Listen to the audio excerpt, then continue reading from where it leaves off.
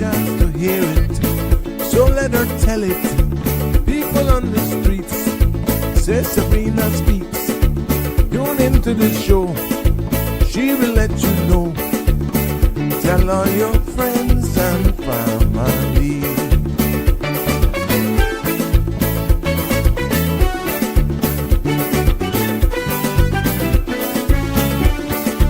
Real talk is no joke. You get the news straight up from grassroots and concerns. You can hear with some people gone. So tell all your friends to tune in to Good evening, Cayman. I'm Sabrina Turner, and welcome to Sabrina Speaks, your daily dose of clarity, truth, and community insights. Every weekday from 5 to 6:30 p.m., we're tackling the issues that affect you, from national headlines to grassroots concerns.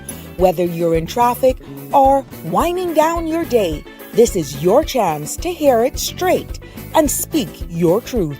So buckle up, Cayman. We're not holding back. This is the show. We gotta let you know. Now we got to go.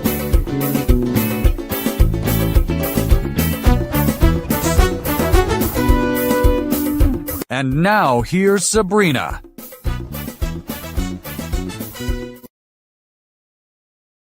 Well, good afternoon, Cayman Islands, and definitely good morning to our global family. Welcome to another episode of Sabrina Speaks on this Monday afternoon. We're Voices of the Islands, Conversations for the World, the podcast where voices rise, stories unfold, and inspiration takes center stage.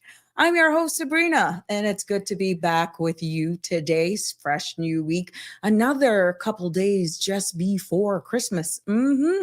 Yes, and like all of the other episodes, today is going to be, again, very informative. Your participation is always key, and definitely your feedback is always welcome. Now we're going to go into a little bit of talking about just before we logged off on Friday. I think I got into Friday's episode talking about Cayman's population, and a lot of you were just shocked by those stats. And you know, it has surged past 88,000. Yes, and we're on our way. Whether or not you're ready for it or not, based on what is forecasted, we're on our way to what, 95,000? And with this new immigration legislation that was successfully passed, and it is envisaged to go into effect in March of 2026, the big question is then, is reform enough to keep pace with this growth?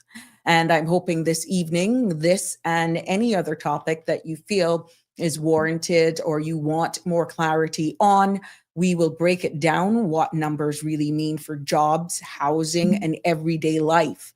And I'm quite sure a lot of you have felt it and is feeling it, the impact on your rent. I definitely felt the impact in grocery shopping, that's for sure.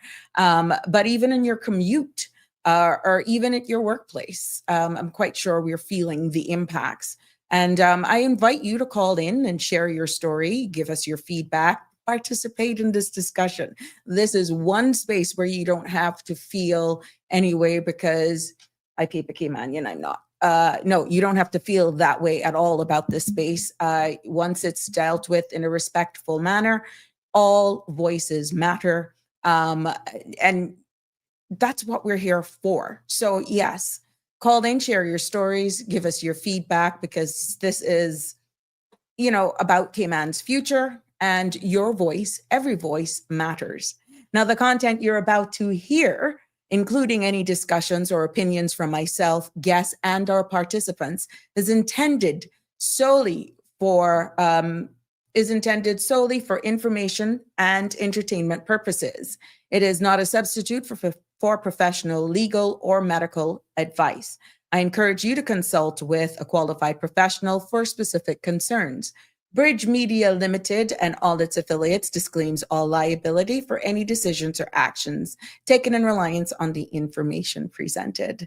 Yes, 345-936-8255 is the number to call to be a part of this discussion here on this fabulous Monday Happy holidays to everyone. Hoping that you all had a great weekend. But guess what? Attention, Cayman shoppers, and I know you all are shopping. International Lighting is still at it. Oh, yeah, at Ed's Plaza, North Sound Road. They're having their final sale for 2025. Yes, get incredible deals on curtains. And he also has bed spread sets that comes in 24 or 32 pieces. Now, you're just not talking about comforters. You know, after a while, they get clumpy and all that sort of stuff. No, these are not comforters. These are bedspread sets. They come in pieces 24 and 32. I've seen them. Beautiful colors. You get curtain panels. You get the pillow shams. You get the actual bedspread. You even get one of them. I saw a actual little hamper, like a pop-up hamper. And you get all the mats and the panels for your curtains and all that sort of stuff. But you know what?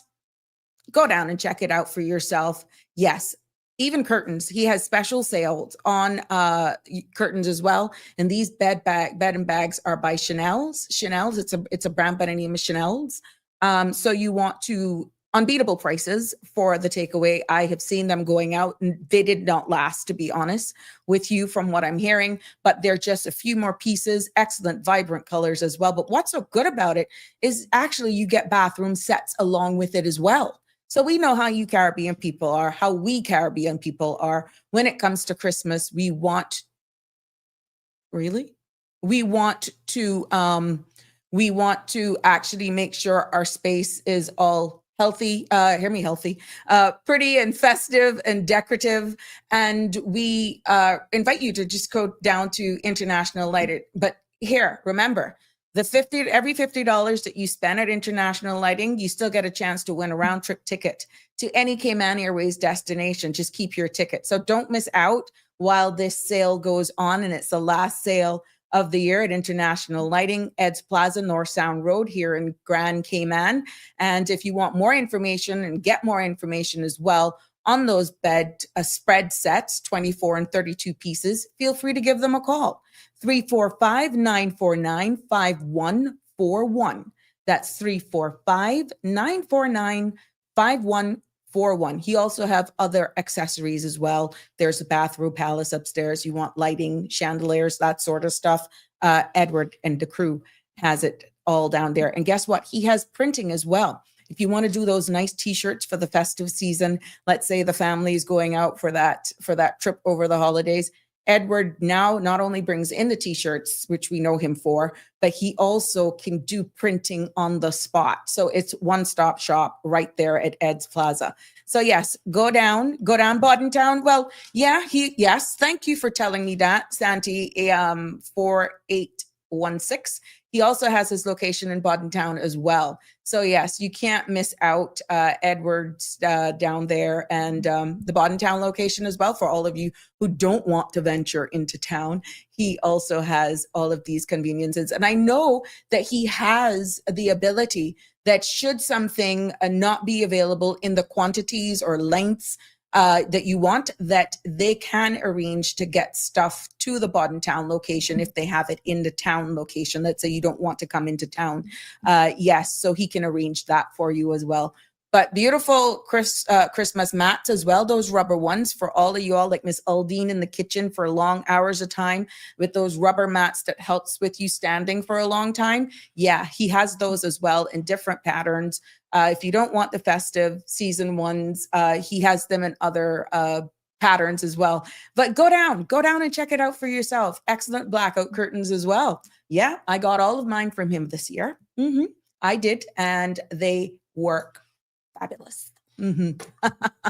So yes, there you have it. What's up with the weather this afternoon and into tonight before we get into the meat and potatoes of what we're going to be talking about? The synopsis, thanks to the Cayman Islands National Weather Service.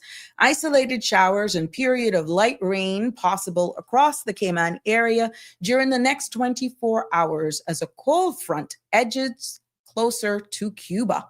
In addition, moderate to locally fresh winds are expected as a ridge of high pressure builds behind this front across the southeastern United States.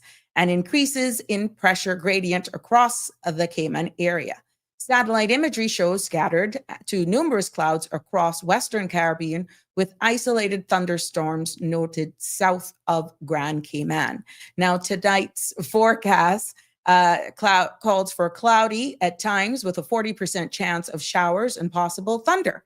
Temperatures will fall near to the mid-upper 70s. Winds will be northeasterly at 10 to 15 knots. Seas will be slight to moderate with wave heights of 2 to 4 feet. Now, tomorrow forecast calls for partly cloudy skies becoming cloudy at times with a 40% chance of showers. Temperatures will rise near to the mid-80s with a heat index of 93. Winds will be northeasterly 10 to 15 knots. Seas will be slight to moderate with wave heights of 2 to 4 feet. Now, high tide will be at 6:52 this evening. There will be a low tide at 1:33 a.m. tomorrow and a high tide at 8:33 in the morning. Sun will set this evening at 5:49 and sunrise tomorrow at 6:52. The sun will set tomorrow evening at 5:49. Now, the outlook calls for a few isolated showers remain possible through Wednesday as a result of lingering moisture associated with the front that we spoke to earlier. So there you have it. I know today we had light showers and then it's just torrential rain. I'm hearing that there are heavier rains further in town, but I know what we got here in Prospect, there was a lot. It came down just as a fine spray, just those sprays that'll get you a flu. And then out of nowhere, bang, beautiful. Not for me. I love the rain, but I don't like the frogs. But I didn't have to water my beautiful impatiens, thanks to Vigoro Nursery and the team over there. I didn't have to water them. Yeah, so let's get into it before I see you all piling in there, because today we're celebrating with Miss Charlene Bodden. Happy birthday to you, Miss Charlene. Celebrating your birthday today. Fabulous as ever. And we're all here from the Sabrina Speaks family, wishing you a very happy birthday and wishing you all the best on your special day. Anybody recognize this face? That's just Marva's mom, Marva Reed's mom. So she's definitely bigging up her mummy today on her special birthday. Yeah, we're also got, I don't have an image though, but a very close family friend is Juan Christian over there in Florida celebrating his birthday today. And we know he is also on the radar. Yeah, once I know it, I'm going to big you up. And no one is forgotten because we know we're bridging it over there, even in the United States and across the world. We celebrate birthdays, but we also have to take this moment to send our heartfelt condolences to Miss Elrita Seymour's family. Miss Elrita, this is a photo that I captured from Facebook. Our sincere condolences goes out to Miss Elrita Seymour, who passed away earlier today. Miss Elrita is known for her scrumptious dishes, one of those stalwart Caymanian females who gave a lot to our community in culinary delights, and even to the last, that's where she found her joy. And everyone remembers Miss Elrita cooking, and our thoughts and prayers are with the entire family as they mourn her loss and grieving through this time. So again, for those of you, the family and friends of Miss Elrita, and I'm quite sure she has impacted so many of us, be it culinary or just being one of those strong females here in the Cayman Islands where our history is born on. We just want to, from all of us here, the Sabrina Speaks family, we mourn your loss. We thank you for your life, and we're hoping they give you strength, your family's strength as you navigate this time. So yes, our sincere condolences to Miss Elrita Seymour and her entire family. Yes, we don't miss anybody out, and that's what we're all here, because we're all one family. Let's see who is here with us. Hello, sir. How are you? Philip, hi. No, hell no. Some of you, hey, Marshall, how are you doing, my dear? Damian Henry, how are you? Happy Monday to you, my love. It's good to have you here with us. And thank you for that reminder. International Lighting, yes, is actually in Bodden Town. Hey, Donnie, how you doing, my love? Bodden Town, just before Chester's, Chester's. It's in the plaza where Water Boys are. Yeah, and after you pass A.L. Thompson's now, it used to be Cox. It's on the land side. It's on the main. You can't miss it. You can't miss it. Okay. Yes. Yeah, Cameron. Yes. We have posted your condolences. Thank you. Yes. And so Marshall, yes. Everyone here is sharing their condolences with the family of Miss Elrita. Hello, Connie Bonnie. How are you? Yes. Rest in peace. I know Miss Elrita is well known. Let me tell you, this woman, she is well known. And, it says a lot. She may not have been in your face, all about and being the loudest person, but it speaks a lot when you're so well known. And then there's so much respect shown for you. So yes, it proves a lot. The dash matters. From birth to that sunset, the dash matters. Good evening to you, Miss Debbie, as well. Happy to have you with us. Miss Lucille there in the United Kingdom. It is a pleasure to have you, and you're sharing your condolences as well to the family and friends. Rest in peace from all of us.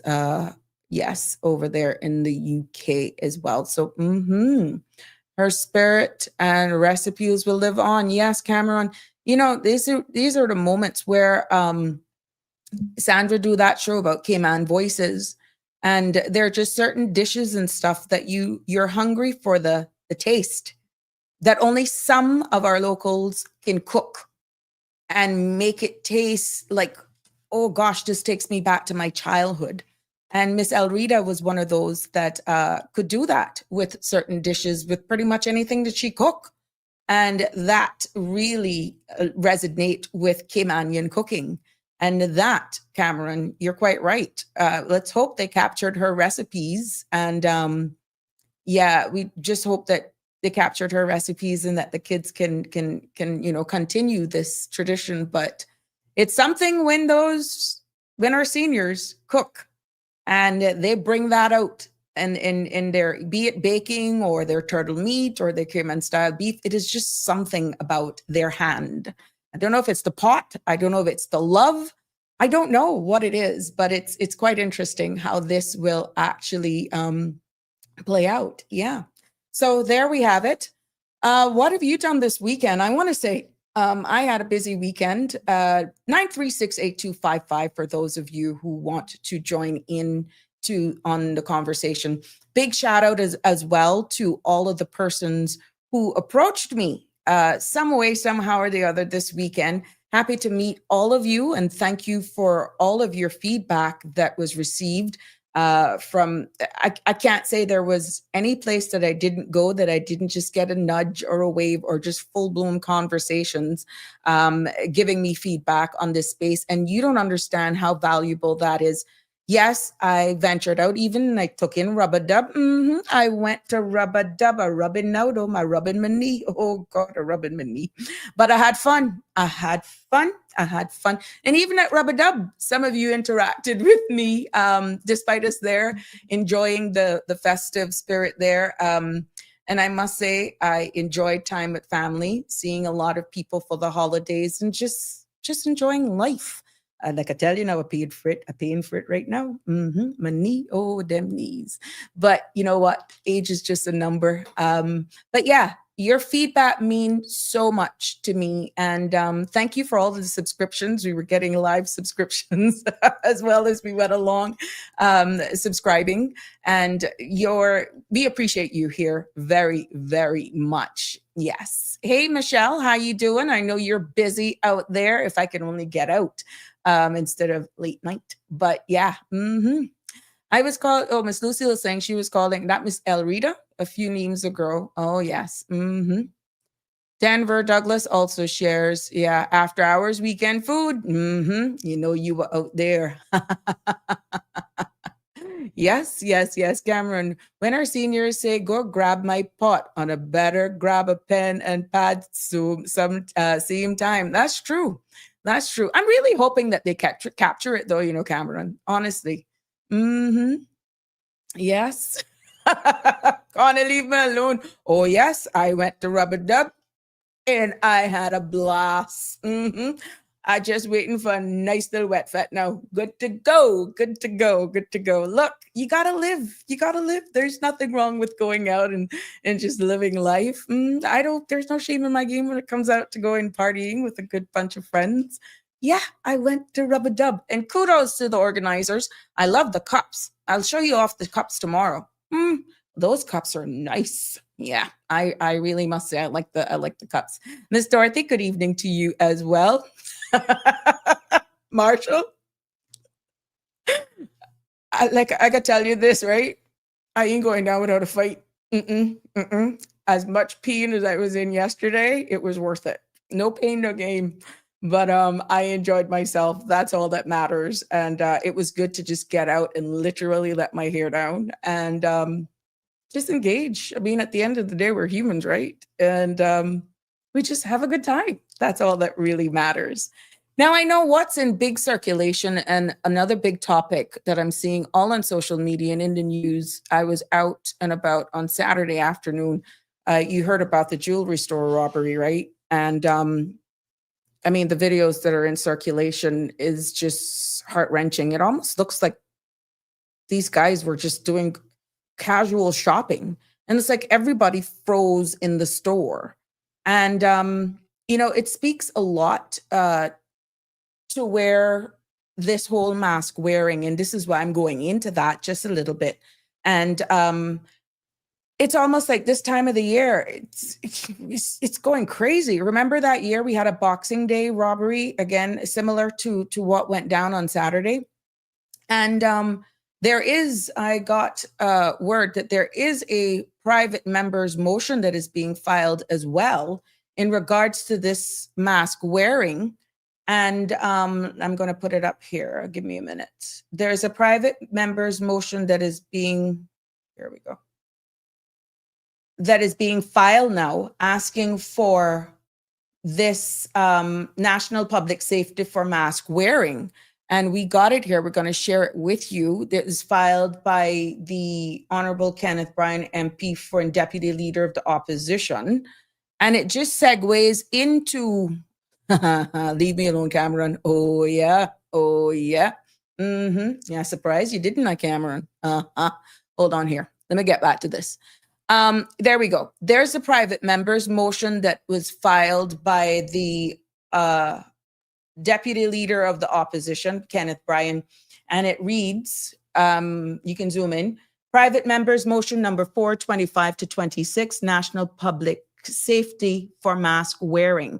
Whereas the Cayman Islands has experienced a concerning surge in armed robberies involving perpetrators who utilize a total mask-wearing culture to conceal their entire head and facial structure, creating a climate of fear across all districts and 3 islands. And whereas during the Finance Committee on November 18th, 2025, the Commissioner of Police, Mr. Kurt Walton, confirmed that these extensive coverings weaken the national surveillance and facial recognition technology and policing strategy. And whereas it is necessary to distinguish between criminal concealment and legitimate medical or occupational necessity, be it therefore resolved that the Honorable Parliament calls upon the government to introduce amendments to all relevant legislation to restrict: 1, restrict public masking, prohibit the use of non-medical masks and total head coverings in all public spaces, neighborhoods, and commercial establishments nationwide. 2, define medical exemption.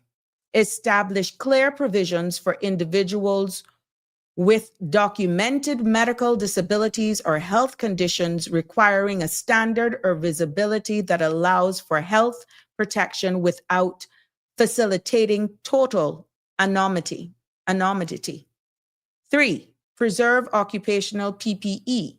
Maintain exemption for workers, which is gardeners, constructions, etc., strictly within the parameters of their job sites.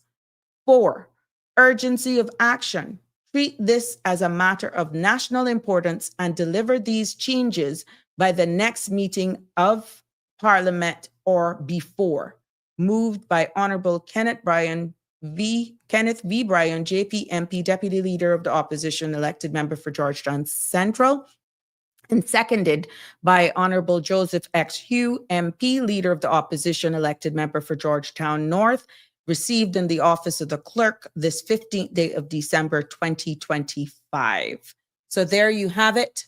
And that is what they are calling for in that, because this is something that, and I have the actual video clipping as well. Let me remove this. So you'll remember, yes, on or around in Finance Committee, where they were looking budget or financing for the police. And the member of Parliament for Georgetown Central did question. And it was weird because this was before this incident. But let me make you be the judge of this. It was like he preempted something like this was going to happen again.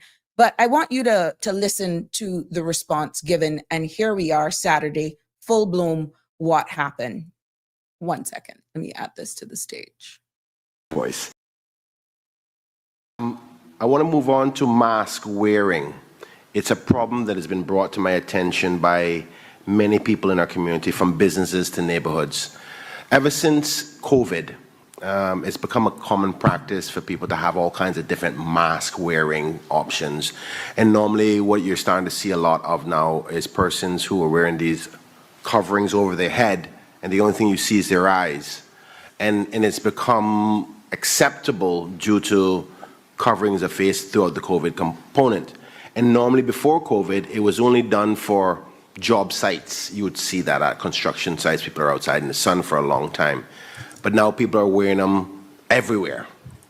This morning even, dropping my daughters to school, I saw somebody riding a bike, I mean literally covered from head to toe.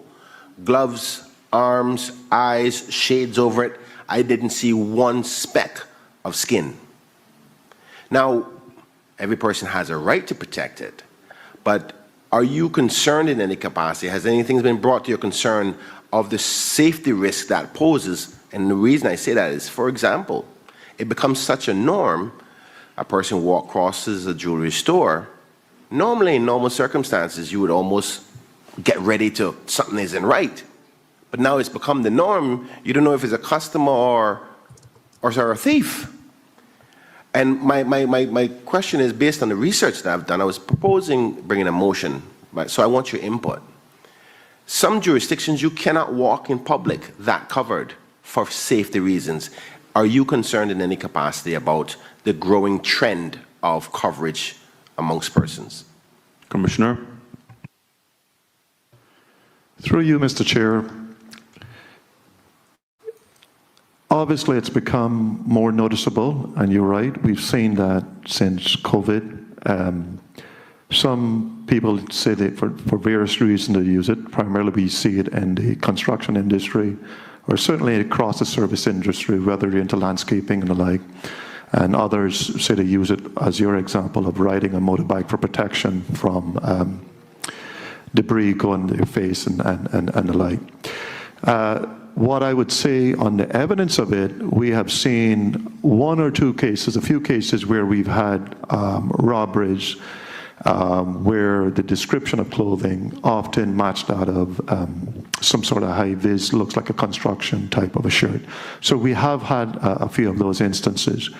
But broadly speaking, we haven't seen overall where the issue around masks is a concern as far as robberies, but it does raise a concern for us because we don't know who these individuals are, and we obviously have to comply with stop and search procedures under the Police Act and what that looks like as far as reasonable grounds, and because of course you can only imagine what the fallout from that if we're just stopping everyone in the street who's wearing a mask, and the reason, well, why are you stopping me, officer? So there's a issue there as far as legality. So of course we have to conform to the law, but I think overall we haven't seen in the wide scale issue as far as being used to, I suppose, create panic or in society. Thank you so much. I recognize, through you, Mr. Chairman, I recognize the balance that you have to strike to persons' freedoms and rights and personal choices and that of safety of the community. But I'll just share this with you. And those who are listening, the people we represent, the Cayman Islands as a whole, if you're concerned about this, say something to your MPs, because what I'm finding is there's a silent worry and not only they feel comfortable saying things to people that they know, their MPs, their church pastors or what have I don't feel too comfortable. I don't know who that is driving through my neighborhood or who walking through, and so there's a silent undercurrent of concern. Now that concern is something we have to balance as legislators. And if it's not a security issue, which you just said, not majorly, then there's nothing we can do. But if people feel uncomfortable about this, the only way we as legislators are going to do anything about it is for you to voice it to us in a magnitude large enough for us to take action. Because now, with your response of it not being a security matter, I will not be proposing a motion again, because I have to respect people's right for privacy. If there was a security risk coming from you and you were worried, but I was definitely going to propose that no mask should be wear unless you're on the profession upon which you work. Like if you're at work for gardening and you are now no longer working, you shouldn't be wearing it. Why are you still wearing it? What's the purpose, right? So anyway, I'll leave that alone. That was a little bit for the public. I want to from your own voice. And the only thing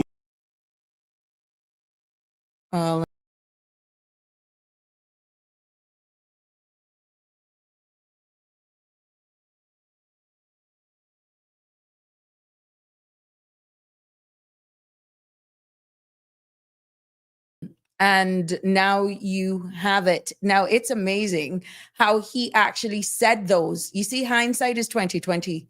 And based at that time, I'm sure the commissioner of police was saying that, there wasn't any need for it at that time to create any panic. And I'm paraphrasing here. I can't quote. You heard the video yourself. We can actually go back there for his reasoning. And fair. But why are we seeming a little bit reactive than proactive? And, at the end of the day, Kenneth and MP Brian withdrew or had this whole idea now of the same motion now that he's filed today. He decided, based on the feedback given by the commissioner of police, to withdraw it at that time.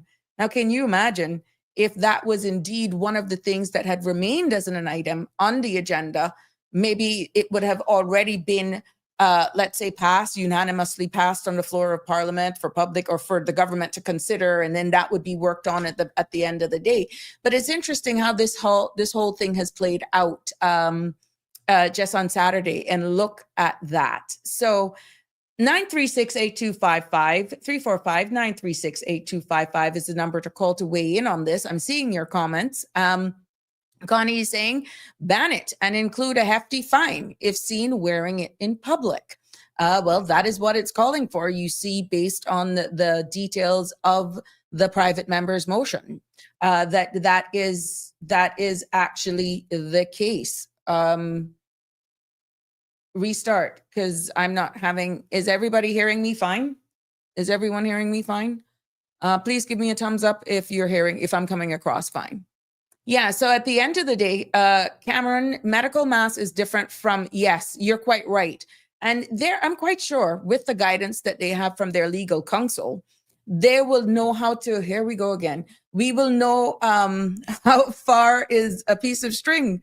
But what transpired with these construction wear full mask, we don't want to take away from the actual fact. One thing, if you have a mask or a patch or something like that, because you're immunocompromised. That's totally different. What the elected member of parliament is talking about is something for true that just really got out of hand after COVID.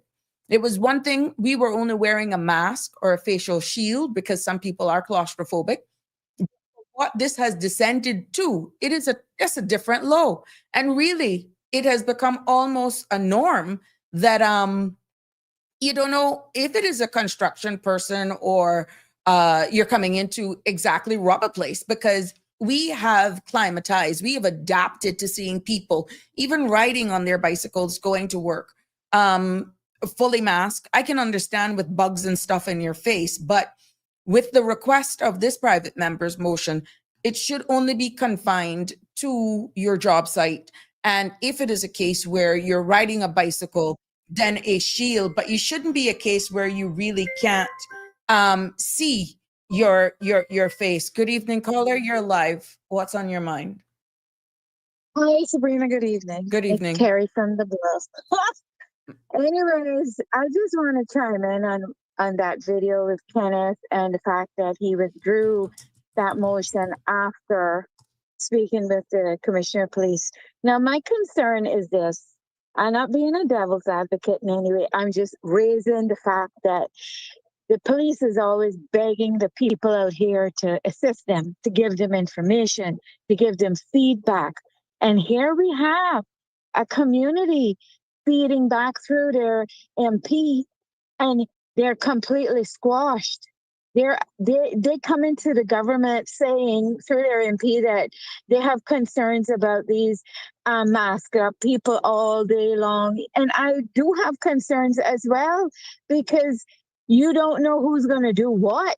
And like you just read, someone said they should penalize them for wearing them outside of their work times. And I think that's true too. Yeah. It's a part of the Furthermore, private member's motion for government to consider. It's a part of the private member's motion.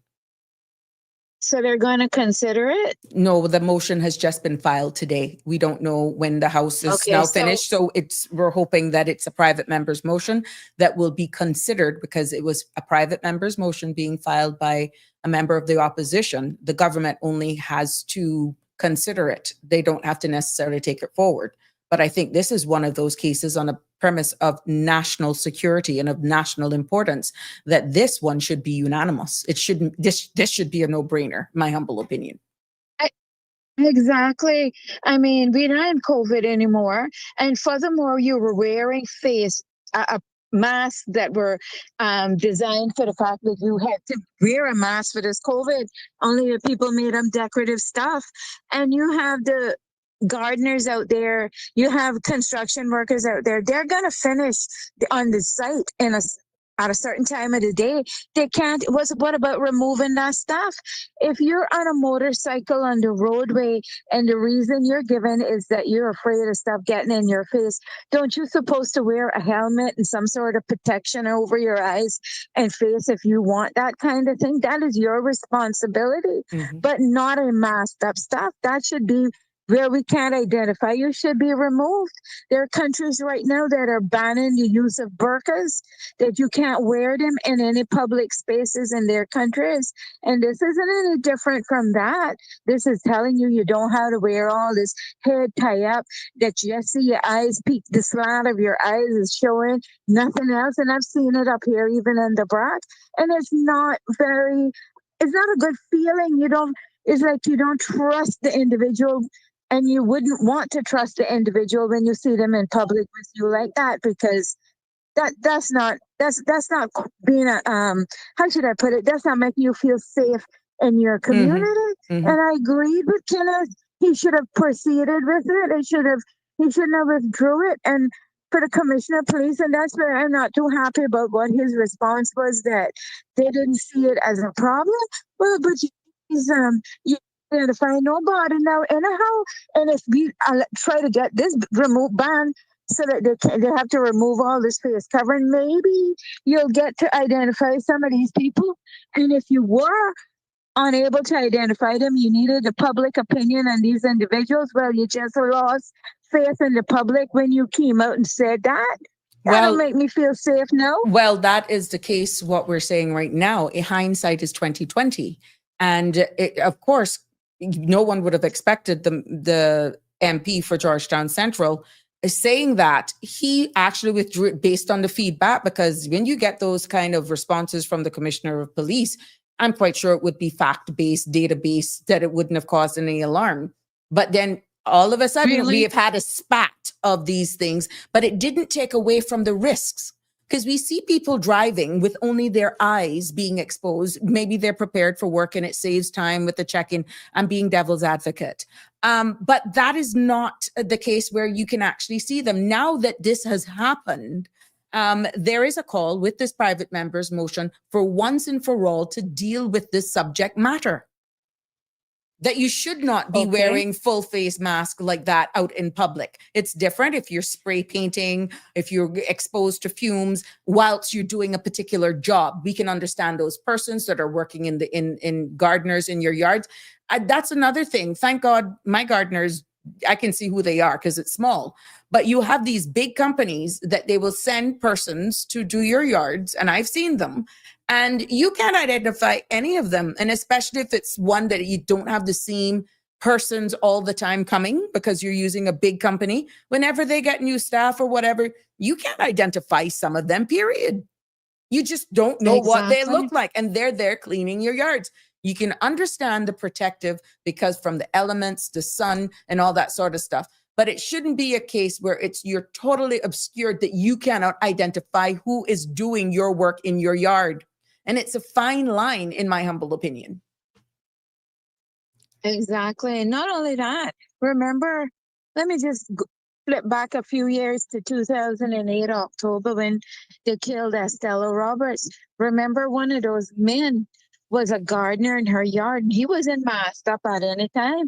That's how he could be identified as one of the people that was involved. When they identified him as one of the two, it was made known that he was a gardener to frequent her yard to do her yard work. Mm-hmm. So you see, if you didn't know that additional information, I'm just saying we're not making the community feel safe out here, Cousin Curdy. I'm sorry, but you need to retract that. You can't tell the people of this country that you, as a commissioner of police, with what data you have, and we know data can be fudged and obscured and erroneous information inputted that gives a different result. We know that. Mm-hmm. So I hope you're not going on that kind of database information and you're going on the community, and you heard the voices of an entire community out there when Kenneth brought it to the house. So I really don't see why he would make those kind of statements. Be welcoming to that. Yes, that would aid us. MP Brian, yes, I mean, he could have even said something to the fact, like, even though we don't feel it is a major concern for us, we would still welcome this removal of all facial masks in the community, basic hourly or whatever, but it don't matter, because if you're even during the day, they're robbing people wearing them now too. So base it off of, you can only wear them on your job sites or whatever, well, and then you must remove them when you leave the job site. Just as a correction, the information that you said in regards to Miss Estella Scott Roberts, the one worked as a landscaper, but not in her yard. That was clarified. Okay, well, it was. Yeah, okay, that's what was being clarified. All right, I stand to be corrected. I don't know the details, but I was being So we want to try, but we get the essence of what you're saying. In one of the local media, and what I heard in court. So okay, I'm just saying. I mean, maybe so. Maybe eventually in their appeal, that was part of the appeal or something. I don't know. Well, I never read their appeal. The bottom line is, this is a matter of concern. It is a matter of national security. We're seeing where this private member's motion has now been filed, and we're hoping that the government now takes this serious. And of course, whenever the next sitting of Parliament is, I guess you will know whether or not it'll be on the agenda. Until such time, we're hoping that the Royal Cayman Islands Police Service will, which we have seen them have done, ramped up their surveillances and all that sort of stuff, but it doesn't leave a good feeling at all. It does not. It sure don't. And, I know that many out there in the community are feeling their voices was just thrown out the window. And you don't want to make a community of people feeling that way, that they're put into a situation like that. They want to be heard. And it's almost as if we're not giving our people the opportunity to be heard. I mean, that's wholesomeness that's come to you. People feeling, driving through their neighborhood all masked up, walking through, riding through. They don't know who these people are because they can't see their faces. And we know some of the new cameras that were installed are now basing off of facial recognition. Oh, yeah. Well, it'll all be tied in. Recognize you from your face. Yeah, it'll all be tied in. It'll all be tied in, yes. And people want to be able to get clarity with stuff. We no longer not want clarity. We don't want a bunch of promises that come with no provisions. They're not fair to us. Well, it's only time. Sabrina, Thank you. Leave us there. Thank you. All Have right. a good one. Likewise. Sure. There we have it. Aliano says, I'm sorry, but I'm going to say it this much. If it walks like a duck, mask up, and obviously moving in a certain way, should be subject to full scrutiny of the law. Yes. And, at the end of the day, it does leave a bad feeling in your stomach when you're actually in a place and you see some of them come in with these masks. It has been the actual case. And how can it's not stereotyping. It's just not normal. We're not accustomed to that. And it does have a sense of fear. It puts a sense of fear in you because of what's next. Good evening, caller. You're live on Sabrina Speaks. What's on your mind? Good evening. The incident that took place on Saturday is absolutely horrific, and it's an indication of where our country is now and perhaps going. However, in relation to a law passing regarding the covering of face with balaclavas or ski masks or whatever it is. That's the private member's motion that was filed today. Parliament has ended for this year. Mm-hmm. Right. But because this was also addressed specifically by the police commissioner on, I think it was Sandra's show last week where that came up. And he was pointing out that there's actually nothing in the law specifically that you can't just go and arrest someone like that is not a criminal act. But of course, it's the matters surrounding the issue. 3:00 in the morning, walking around with facial covering, well then that becomes suspicious. So we have all these gardeners, we have construction workers. We know Cayman's heat and sun is intolerable, especially during the summer months. But we even have let seats and bento drivers up and down. Correct. Long sleeves and the whole, well. yes. Yeah, with masks. So my thing is this, right? If we go and we make this a law, which on the surface sounds extremely justifiable, take off your face covering because we can't identify you and you may be up to no good. How many of those people are actually engaging in criminal activity? And the ones who are actually engaging in criminal activity are not going to walk down the street with their face covering. They're going to put on their face covering before they bust the corner to go into a store or whatever business to hide their identity. So my question becomes, how does enacting a law such as this really prohibit the crime from taking place and hiding your identity, which is what we're going after, right? It's really a deterrence. It's a deterrence. Because at the end of the day, I mean, we see it on TV all the time. They sit in the car. I mean, they drive the vehicle to the location of where they want to commit the criminal act, not with the face covering on. Right before they go to get out of the car to commit the act is when they put it on. So that's just me throwing that out there that on the surface, it sounds great, but will it can't really accomplish because the criminal is going to not care that putting on a face covering is against the law. They don't care that robbery is against the law either. So yeah, that's what I wanted to just throw out. But thank you for that. But I'll inject this. The mere fact the caller said, the commissioner of police said that the law didn't have certain things embedded in there. The mere fact that this private member's motion is now being filed to address it as a matter of national security now would be perfect person. Now would be the perfect time to give the necessary legislation the teeth that it needs that would actually help in it to curtail this. Good evening, caller. Welcome. Perfect timing. All right. Hi, Sandra. Hey, Sandra. Sorry. Sabrina. My apologies. Good evening, Oh, MP I'm Brian. How are you? I'm not too bad, not too bad. I'm actually listening to your show with my headphones on at the supermarket. So I'm trying to listen to all your callers, and I must say that last caller was quite intriguing and challenging to the point of making us think past just our emotions, which is exactly what I want to hear. I like when people think outside the box. But to say that she has a point, what exactly are we trying to accomplish? And I dare say that we are trying to accomplish the catching the criminals as much as we possibly can. Now, here's what I would say to some of the things she said. Like, okay, a criminal will obviously put his mask or her mask on right before a crime.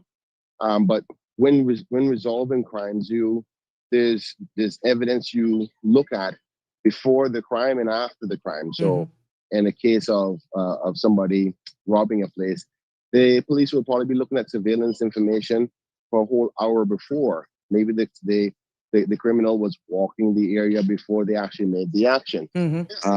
Or as soon as they got back to the car, they took it off. But if we're allowing it to be optional, like 24 hours a day, all the time in the public domain, they will never have to put it back on. And the other part, outside of the evidential component, is the reaction time to things that we see are dangerous coming. So when it becomes a cultural norm for people wearing masks, say 10 years ago, if somebody was walking across your shop or in your neighborhood with a mask, you would be on high alert, ready to react, ready to do the lock on the door at the jewelry store, or lock your doors, or don't open the door to somebody who looks like a Bento driver, who actually just pretends to be a Bento driver but coming to rob your house at home.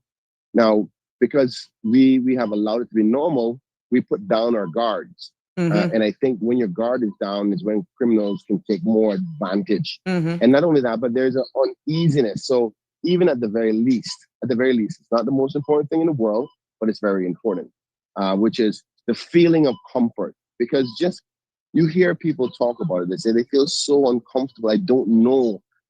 Is this a person bad or is this a person good? Now, the caller was right to say that, probably 90% of these people wouldn't do anything at all. So if that is the case, and we at least get by the comfort of feeling comfortable in our neighborhoods, in our businesses, that means a lot as well. And another factor is, yes, there is justified reasons for wearing covering.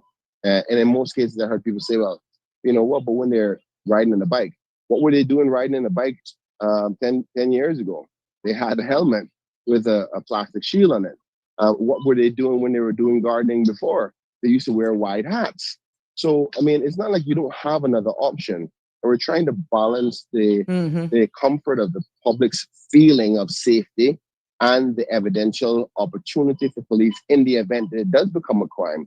And I think that's where we are trying to get to. And unfortunately for us, it has not become too much of a problem yet. And that's why you heard me respond to the police commissioner and say, okay, at first, which was November 18th, is when you played that video when we were in the finance committee. And I ended up filing the motion that I intended to file this morning, because I was like, you know what? Okay, the police commissioner had said that, but let's the society decide that after discussion. So that's why I filed it this morning. The truth is, we're not seeing the full brunt of this yet. I've seen in my research planning for the motion, other jurisdictions having severe problems with it. And we're trying to nip it in the bud before it becomes too much of a problem. Because I do understand that some people go, well, listen, I do this work, or, I don't want to get sunburned and so forth. But there is times and places for everything. What I'm trying to say is there's people who are wearing it for no God-given reason. If you're going to a quick supermarket to buy some perfume for Christmas, why are you masked up? Like, seriously. So in my mind, I think that the comfort of the public the opportunity to protect ourselves is worth that minor discomfort for you when you have other provisions to justify to protect yourself. So I just thought I would tell you that. No, I appreciate. I think Carrie may have misunderstood that I withdrew it. Then based on her call in, but that was November 18th when I intended to file a motion, but I didn't file it because of the commissioner's comments, which he's right to say that there's a balance that needs to be struck. And I think the last caller also highlighted the fact that the commissioner responded to the current structure of they don't have the ability to just walk up to somebody and say, let them take off your mask. And I'm saying that they should, particularly outside of certain circumstances. Right. And most innocent people will be like, listen, I understand you're doing this because you're doing it to protect me as well. Correct. But innocent people wouldn't have an issue with it. At least that's my thinking. But I'm happy that people are calling in, challenging the thought process, because by all means, nothing is perfect. And we have to balance that. Because some people love it, and some people go, hold on. I am starting to hear people talk about Muslims and their right to some religions covering the whole face. Right. Because I see Denmark. Have to be considered. Denmark, a burqa for religious purposes or cultural purposes is different from what you are actually saying here now in your motion. And someone is asked, there was a question that asks, hi, Sabrina, can you take a few minutes to explain how will this motion work or go in effect now that Parliament has ended for this year? Do you have the time to explain that in layman's terms, what's next, or whether or not it would even be a case for this to go in effect? That question was to me? Or were you? Yeah, I mean, you filed a motion, and you can, this is your motion, so I'm giving you the opportunity. Otherwise, I can walk them through. But if you want, you can address it. Well, just quickly, so the motion has been filed this morning, and at this point, it will not be heard until the government calls Parliament again. Now, I can't tell you when that's going to be. I can only speculate that it's going to be hopefully in January, but it could be in February, for all I know. I mean, to be honest with you, and Sabrina, you're going to find this one funny. I had intentions of actually calling an urgent meeting, but the old standing orders used to say, if you have at least 7 members of Parliament agreeing on a national emergency matter, you can call an urgent sitting at the House. But I think that this motion can be debated in a half a day and done with. I don't think it's going to be that controversial. I think most members of Parliament would agree with me. So it could be done within a few minutes, or at least within 2 hours. So I was intending to call for an urgent meeting with only 7 members. But unfortunately, remember we passed the new set of standing orders, where we changed that to 10 members. There we go. So obviously blocked yourself right there. Which block ourselves. But interestingly enough, I think we made a big boo-boo on that one. Not only because I'm in opposition, but because of the fact is that if you have a national emergency that you think needs to go to Parliament, the chances of getting a government member to support the opposition is unheard of. And to think that we would need to get a majority of Parliament, which is 10 out of 19, to call for an urgent sitting at the House, it very seldom that will ever happen. By then, the government is going to call it on their own. And I did some research early this morning after yesterday, when I realized that provision wasn't available to me anymore on other Commonwealth jurisdictions. Nowhere can I find that you need to have majority of the members of Parliament in order to call for a national emergency meeting. Right. And sadly, I think we might have rushed those standing orders the last time we were there, because we had 3 different groups at that point. So there was the government, the members like yourself who left, and the PPM. But everybody thought there was some. It was in the best interest based on that time. Yeah. All right. But now that I look back at it, I said, okay, I think 7 was a good number, or at least 1/3, because in the UK Parliament, you only need 40 members to agree to a petition to call for a national emergency meetings. Well, we have a So- Robert Ebanks that just posted a comment saying a motion this important should call to the House. There should be a call to the House tonight, as it is national security issue, as it is a national security issue. So you got people agreeing that this is one of national importance, understanding the proliferation and the escalation of crimes that we're seeing and this whole blocking of the face. So there you have it. Hello, caller. I think he's just gotten a call.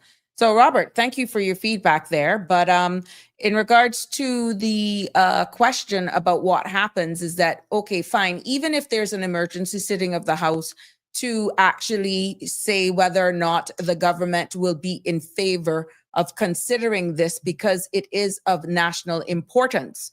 It has to, everybody can say yay unanimously. Caller? Okay.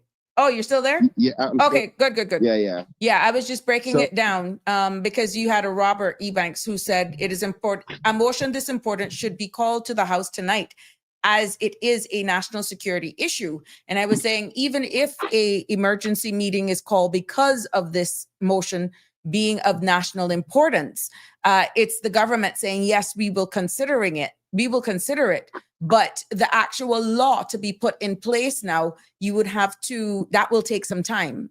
Do you feel that there would be a public consultation to 28 day, the normal circumstances, or this would be one that would just, because of national importance, just should have no problem being debated on the floor of Parliament?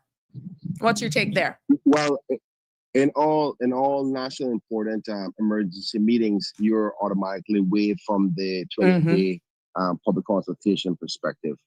And not only that, this part is not a bill at this moment. So This it's is just a motion. And yeah, so you wouldn't need that 28-day consultation period.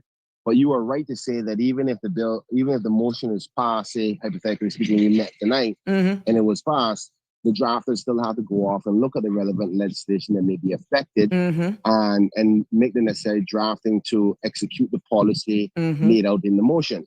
Now, I am of the view that if it's a priority for the government, that you put it, this is an urgent matter, just like how they do for financial services, because sometimes you hear, oh, we need to do an emergency change in the law because the international bodies are putting pressure on us to change this section of the law. And then within 3 days, boom, they got it done. I mean, so we know that you've had cases where you can get it done quick enough. If you had martial law, I hate to use that word. That's probably not. But we see what you're trying to. Correct. So you have times where you can use the provision of national importance and call those persons in who are paid well to do this and get them in the drafting room and say, scan all legislation, in fact, the Public Health Act, the Penal Code, public gathering legislation, whatever. Human rights, every legislation that would be, right to arrest and so that you wouldn't be infringing on people's rights. Correct. And you review that and you come up and you propose something to the cabinet meets and say, okay, we're comfortable with that, comfortable with that. And then you bring it back to Parliament and you pass, right? So it's not that it's not doable, is what I'm saying. It's a matter of whether it's a priority. Now, like the first caller said, I don't think that, this is going to stop the robbers right away. So I would like to see it happen right away, but I can totally understand it's Christmas. Members of Parliament are out in their constituencies and so forth. So at the very least, I expect the government to try to have a meeting early January, probably within the first 7 to 10 days to address this, hopefully within support, and then be able to say, listen, we're going to put this as an urgent matter to be able to come back within a very short period of time. But again, the numbers are in favor of the government, and it's for the government to decide that. I'm only at the mercy of the Parliament rules, and I will stand for my people.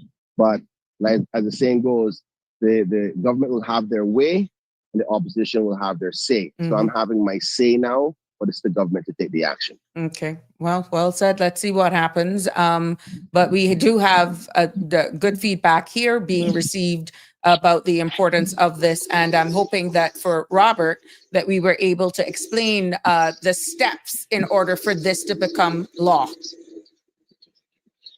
Thank you. All right. Sabrina. Thank I you. continue listening to the show. I appreciate you talking about it. Appreciate it. Take care. There you have it. 345-936-8255. The lines are open. And just for the record, that the other caller that was also that says gave her opinion, she actually agrees with Kenneth points as well. So it is just, this is why we love to hear all sides. And I'm happy that the member of Parliament Central actually stated all points have to actually be respected and viewed. Good evening, caller. Welcome to the show. What's on your mind? Good evening, Sabrina, and good evening to your listeners. I can say that, you see, trust the Honorable Kenneth Bryan to bring up something that is necessary, which people will agree with, sometimes controversial, and being ready to pursue it and discuss it, like the issue of hoodies. The issue of hoodies is very controversial, and all I can do really is not to say whether it is. I just want to discuss the pros and cons of it. It is something that has been considered in other parts of the world. It is a concern. People have used hoodies to hide their identity and commit crimes, and then you've got your CCTV, and CCTV doesn't help you. Why? Because you can't see somebody's face. So it is certainly a concern which needs to be addressed. But I thought one of the things that came to mind when this was being discussed early today has to do with, there was a case which went to the Caribbean Court of Justice. It was one of those cases where some people were found cross-dressing. This is in Guyana. Men dressed like women. They are in a public place. And the police used some old colonial legislation which prevents you from dressing like a woman or a woman as a man. They arrested them and they were convicted. And two of them appealed the case all the way to the Caribbean Court of Justice. And what arose there was that actually the way somebody dresses, you can't regulate that. If they dress like a woman, but they are a man, that violates their fundamental human rights. That's what the Caribbean Court of Justice held. Now, I know that Cayman is not a member of the Caribbean Court of Justice, but the views of that court are very, very important. In fact, the president of the Caribbean Court of Justice is currently, Mr. Adrian Saunders, is currently a member of the Judicial and Legal Service Commission in Cayman. So it's not something we can totally divorce ourselves from. So, in other words, they read that provision in the Constitution which says that you've got freedom of expression. Right. They read it to mean not just that it gives you the right to talk what you want, but also to express yourself in a way which is in accordance with the gender as you see yourself. So they saw freedom of expression as also freedom to wear what you want. Whatever you identify as at that moment. Because I could identify as a him. But that'll be hard to pull off. But you get what I'm saying. Yes, exactly. You could. In fact, they call, like in the gender area in particular, they call it gender expression, because previously, you see, there was this recognition of men and women being equal and all that and so on. But there's now this little subcategory where they now say you are entitled to your gender expression. And what that means is that if you are like transgender, you are physically a man, but you identify a little more like a woman, you can dress like a woman, and they can't come out there and tell you, hey, you can't dress like this because you are a man. Okay, because that's your right to gender expression, which is one of the things which has emerged in these latter years as they, try to develop human rights. So the reason I bring that up is because it is an issue that will arise in relation to hoodies. If somebody is arrested, they could go and make a human rights challenge and say, what? You are telling me I can't dress the way I want, wherever I want, and that is likely to be an issue. However, There are some places in the States, I've researched this just a little bit, where they've said, well, they can limit the dressing, the wearing of hoodies and similar things if it appears that the intention is to hide somebody's identity. Now, again, but that would have to be proven, right? That would have to be proven. Exactly. That will have to be proven. So how do you prove that they were trying to hide their identity? You know, okay, if they are sort of crouched a little bit and they are wearing a hoodie and sort of like trying to get to the back of a van or a store and so on, yeah, then you might say, okay, you were wearing it to hide your identity. But if you are just walking down the street, how can you say I'm trying to hide my identity? So it is something which will have to be very, very carefully. Caller. Mm-hmm. The culture, I hear what you're saying with legislation. Yeah. I hear what you're saying with human rights. We live in the tropics. At the end of the day, this is not our culture. I, of all persons, understand if you have to wear a mask because you're immunocompromised, if you're in a job where you're exposed to fumes and all that sort of stuff. But tell me, in August, in June, unless I have low blood count and I'm shivering, or I'm at that age where I don't even question the heat anymore because it could be a hot flash, or I could get cold. But tell me now on a normal day, why in 96 degrees, sometimes a field temp of 101, in a hoodie, in a sweats, like, tell me now, in the particular case this weekend, not saying that we're going to, I get everything that you're saying, but this is not who we are. How do you balance all of that with now what has transpired with this burglary, this robbery, not a burglary, with the robbery? Where would human rights come into that? If it was one thing that they didn't buzz them in because they looked a certain way, then you would hear they're stereotyping me. What? I'm not good enough to shop in your store? Let's say it had went off that they were suspicious from the beginning and they weren't buzzed in. That could be in breach of human rights too. So where is the balance? But look at what happened. Devil's advocate. Yes, and that's exactly why I think I'm not even quite sure that I haven't seen the motion. I tried to search for it. Maybe it hasn't been posted on the website. Motion? I don't know. The motion? Yeah. The private members? I can send it to you. I just posted it. No, you just posted it. Okay. I was reading it. In one of my groups, it came up and I was trying to trace which group I got it in, but my Cayman groups, there are so many, so I couldn't trace it back. There it is. Okay. I just sent it to you in image. Okay. Now, so all I can say about it really is that there's need to look at it carefully. There could be some human rights issues involved. There will be some people, for example, who might want some exceptions for religious reasons. There are people who might want exceptions for health reasons. Okay, it's hot, but maybe they used to have some tattoos on their faces. They were all removed. Now they've got this skin which is very weak on their face. I remember in the BVI when I was writing legislation relating to tinted windows. They were going to. They made them illegal to have tinted windows beyond a certain kind of darkness. And now the way we defined it in the law, we defined a number of light transmission which should be allowed for it to be legal. But even when we did that, there was a provision to allow for exceptions for health reasons, for religious, not religious reasons, but for health reasons, for example. So with the hoodie issue, health reasons will have to come in. Like, for example, during Halloween, don't kids move from house to house wearing things that look like hoodies or so on? So, like, you would want to have those kinds of,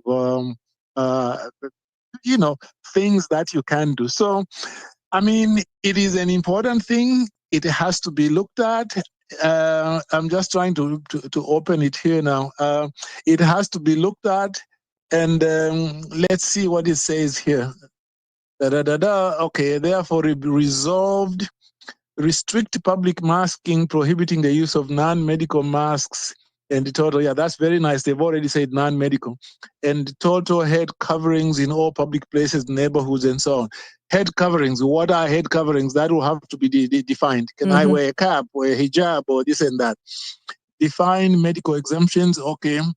Clear to be documented for medical purposes, okay. And also for occupational purposes, national importance. And I mean, it has got actually more detail than I would have expected, because already it is pinpointing that there will be need for some exceptions regarding this. And then at the end of the day, when you restrict it, are you going to say it's a criminal offense if you wear one? Okay. In other words, even if they don't know that you are about to commit an offense, will you make it a criminal offense just to wear a hoodie which doesn't come within one of these exceptions? That's an important part that has to be looked at. Now, earlier on, you also spoke about issues of reasonable suspicion, because you see, this goes together with these issues of, are you, in addition to wearing a hoodie, are you behaving in a suspicious manner? Okay. Yeah. So that if you are behaving in a suspicious manner, you look like you're up to no good. A police officer can take into account that you are wearing a hoodie and how you are wearing it together with your other behavior. And if they are able, for example, to say it looks like you wanted to get to you were peeking into cars or something like that, and so forth. That is something that might be cause for them at least to question you. I'm not even quite sure that the mere fact that you are wearing a hoodie and you are peeking into a car, that necessarily that is a criminal offense. I'm not quite sure. Wow. But all I can say is that, in the UK, way back when I was there for a few months, way back in '79, they were trying to introduce an offense, and I think they eventually did, an offense called being reasonably about to commit a felony. Being reasonably. In other words, reasonably suspected to be about to commit a felony. And they were saying that the problems they had was that you would look at somebody who is in a neighborhood, and they might be walking down the street, but they are walking kind of slowly. Maybe they are wearing a hoodie. And then they walk back again. It looks like they are trying to do something, but you do not know what they want to do. Now, you can't address them for attempt, because they haven't attempted to do anything. To attempt, they are just behaving in a way which looks like they are up to no good. And it was a very controversial piece of legislation. I even forget whether they passed it or not. But this is an important thing. Let it be looked at. It looks like the Honorable Kenneth Bryan has done quite a bit already in terms of research. But we have to be careful that you don't want to prohibit people from wearing what they want. Okay, because that can be very, very, very, very, very tricky. But let's see what happens. All I can do is urge caution and further research. What about the infamous line, the spirit and intent is to, whether or not you feel it's going to prevent or inhibit, slow down some of the crimes? At the end of the day, I think the big takeaway is, if you are going to Kirk Freeport or a jewelry store for Christmas shopping and you don't have a medical reason why you have to keep, to me, I don't see the need, without being dictated to, of that type of covering. It's the safety of not only yourself, but it's just the environment. Read the room. Would you go for dinner at a nice restaurant in your construction wear? Think about it. And no, normally you wouldn't. You would. You see, this is a thing where you might at least give police the power to just stop you and question you, because usually they've got the power to stop you. They've got the power to stop you if they have got a reasonable cause to think you're about to commit a crime. But didn't the commissioner say even that they could end up in a lawsuit? I got the clipping here that in his contribution at Finance Committee, he says even if they do that, they don't want to end up in a case where they themselves could be. It's a delicate balance. Like Connie says, we're definitely between a rock and a hard place here. it's a very delicate balance, because it's like if I'm walking on the pavement in a public place and I'm wearing a hoodie, it's a public place. You have no right to come up to me even to ask me, why are you wearing a hoodie? Okay, if I'm in a private space, like on your yard, or maybe you're working, or this and that, or in a shop, you could say, for example, I understand what some countries have allowed to do. They've said, look, if you don't want people wearing a hoodie, you can place a sign outside to say no face coverings allowed, or something like that. Okay. In other words, you are free to do that. And if somebody doesn't comply, since it's private property anyway, you can ask them to leave. But it is, I mean, I'm happy that the commissioner recognizes some of the potential problems, but I think it needs to be looked at and to be very, very, very carefully dealt with. Well, the other thing, by the way, which the Honorable Kenneth Bryan was talking about, he talked about the emergency meeting of Parliament. Yeah, that if I think it would be good right, to call. actually. Go ahead. He's right, actually, in the sense that in many parliaments, in my experience as well, you do not have such a high requirement for an emergency meeting. Usually about a third is what is required, because even in parliament, right, I forget about the Cayman Parliament. If you've got at least a third of the members of Parliament, you can continue. That's a quorum, okay? At least a third. Now, in some public bodies, they need half plus one, okay? But Parliament specifically, as I remember it, in a lot of countries, you just need about a third. So even therefore, to call a meeting of Parliament, usually you would need a third. To require, is it 9? Did you say Right now, Cayman? right now it's 10. That was recently changed to 10. Previously 7. Yeah, 7 would have been more, even in a parliament of 19, 7 would have been more in line with what the other Commonwealth parliaments are doing. But that's something they can address. Last point, Sabrina, can I ask you, have you seen this petition about the protection of generational rights? I saw it, and I want to go through it to possibly bring it up tomorrow, only because this came up with a recap of the weekend and all the activities. But yeah, I didn't go into great detail. It was shared with me earlier on today. But it breaks down the generational Caymanian and that petition that is going around. Yeah. Yeah, it tries to say who a generational Caymanian is, and a lot of, I think it's simple but very, very well done. To me, all I can say about that at the moment is that, to me, this shows, probably this is the first sign which shows that a lot of members of the public are not happy with what the government has done on the immigration bill. And the timing of it, or they're actually happy that they're done it, which is they're trying to solidify doing it. I think right now we're split, to be honest. I think we're very split. We are a divisive community right now, and very divided. And even with the numbers, which is what I was going into today, and I'll bring that back down tomorrow about the surge, the numbers behind the surge. When you look at it has tripled since 1990, because here's the fact. Non-Caymanians now make up 54% of our residents and 55% of the workforce. 55% of the workforce. And based on the ESO data that was shared, sir, Caymanians wasn't broken down by generational Caymanian. They included status holders. Yeah. If they had broken it down, again, as we've said, if they had broken it down, the Caymanians of right, the people who that petition is trying to protect, people who are defined in that way, they are only about 28%, according to that research from 2 years ago. And my feeling is, I know that Cayman is divided in terms of whether they should have gone ahead with this bill and whether it is enough. And whether it was not enough. I know there's a division regarding that, but regarding preservation of the rights of Caymanians is of right. I think Cayman, at least among the Caymanians, is of right. They seem to be pretty united. And the way I read this petition, is possibly that they are not satisfied with what has been done in that bill, Mm-hmm. and they are trying to find out if there's a way in which you can give advantage to the Caymanians as of right. Because you see, this bill is not doing that. This bill is again treating everybody, status holder, Caymanian as of right.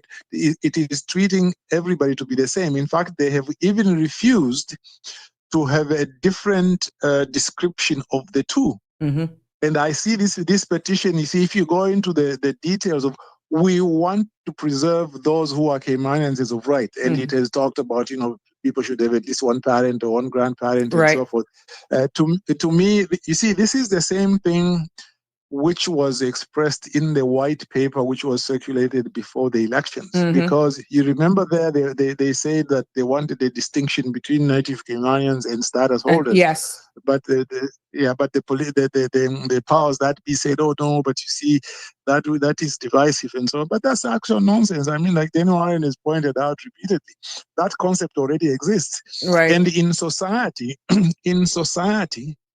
people, the way I read Caymanians, they don't like this idea of saying that you, the Caymanian who has at least one parent or one grandparent, like a real Caymanian, you don't want to be lumped in together with somebody who came 15 years ago and has got status today. Now, even if you might say for most purposes of the law, you are the same, except for the rights to stand for elections, for example. Even if that might be so, I just find most Caymanians don't like this idea of being just described that you are the same as somebody who came in 15 years ago, even if you yourself, you have you are a Caymanian with real roots in Cayman. Just from an emotive side, the people don't like that. Now, I know that the Honorable Wayne Panton, when he was asked on it was on Sandra's show. This is before the election, I think, or somewhere around there. He was asked, well, why don't we have? I think it was Danny who was saying, well, look, why don't we describe the generational Caymanians, the Caymanians is of right as Caymanian, and then the new ones as new Caymanian. And Mr. Panton said, oh, but you see, that is divisive and so on. And I just don't see how it is divisive. And I think in Cayman, we should stop pretending that, you see, between Caymanians and Jamaicans and all that there's always love between them. I think, look, there has been a long history of association between the two. A lot of Caymanians have got Jamaican roots and so on. But I mean, let's not pretend as if, the two sides are always getting along together. Even if you make a distinction, I do not think that you will be creating a divide that doesn't already exist. There is already a certain amount of love that exists. There's also a certain amount of suspicion and objection that exists. I mean, it's there. It's not totally destructive, but it's there. So don't pretend that you want to preserve that. So you don't want to say that these are new Caymanians or not. Because for me, in the streets today, if I'm walking on, I'm going to just Street, share this. Sheridan Road. I'm going to share this generational Caymanians right link right now because they are aiming to get 5,000 is the goal. I'm just sharing it. I haven't done anything yet, but right now, 1,269 signatures so far has been, and they have a goal of 5,000. And just, 5,000, stick a pin with you because what they're saying, what is generational Caymanian? And its aim is to get like official definition of a native indigenous generational Caymanian. And then it breaks it down. A generational indigenous native Caymanian is qualified as a person who meets all of the following requirements. Born in the Cayman Islands, has parents born in the Cayman Islands, grandparent born in the Cayman Islands, lineage traceable to 1930. And then it goes down. It says all requirements must be met to qualify as generational Caymanian. And they have a reason why you need to be defined as a generational Caymanian. Critical reasons why the definition is essential for protecting our heritage, values, and future. And it goes down into Christian foundation, electoral demographics, leadership requirements. So it's quite extensive. I'm just now honestly opening this But I've shared the link here for all of those who want to actually see it. And just when I shared the link, they said that they had received 1,248. Now it's just went up to 248. There we go. Yeah.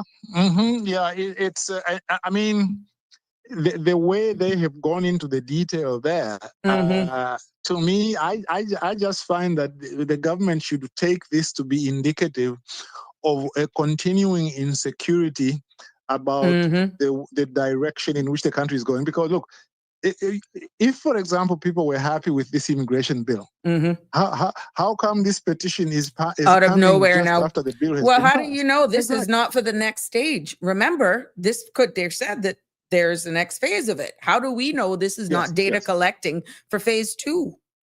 Because even so, what was just passed is not going to come into effect, as they've stated, before March. So then another question came out while I was out and about on Saturday. Well, if it's not coming into effect until March, what was wrong with just doing the debate in January? What was the rush of getting it done now? Are they saying March now? Initially, they had said it was January. Is it March? March, yeah. What was said, I mean, subject to change, what was actually communicated is that is expected to go in effect as of March of 2026. Maybe that's one of the changes they might have effected during committee stage, because I didn't watch those very carefully. Yeah, it's a good question. Yeah, if that now they are saying March, why didn't they just say January? Or because I do not think, frankly, that the assent period, usually assent, it would take 2 to 3 weeks, but in an emergency, it could be done in a week or even less, because I've been through that process. I know that I think it was the Public Service Management Law or some urgent piece of legislation like that. We completed the process within about a week, but normally it would take about 2 to 3 weeks, like if it is just going in the usual way. But I imagine this, you're right, Sabrina, I imagine that this, it may as well be saying we are dissatisfied with what has happened now, but it may well be just saying, well, we are okay with what has been done now, but as you now go out there to tie up the loose ends, we want you to recognize us in this way. But the issue about that is that this recognition, in my view, should have come in the law, not in the regulations. Okay, because what is remaining are the regulations. Correct. If you want this to be recognized, this is a major issue of principle. It should have been done in the law. So at the end of the day, we'll just have to see. Yeah, honestly, I think it boiled down to that. And I think everybody, that's the takeaway that we're getting. Well, it's already done. Maybe now if there's another tranche of this, be it whatever the other tranche will be, the next revision, we will pay a lot more attention. We'll be more vocal. We'll probably attend these meetings. I have definitely seen people switched on. But what is quite unique is that when you speak to, as defined by this petition, the generational Caymanian, and those who have gotten here, who have been here for 20 odd, 30 odd years, they're like, yeah, I want to be a part of it, but I don't think I would be welcomed. And I was like, what? Your voice matters. You're Caymanian.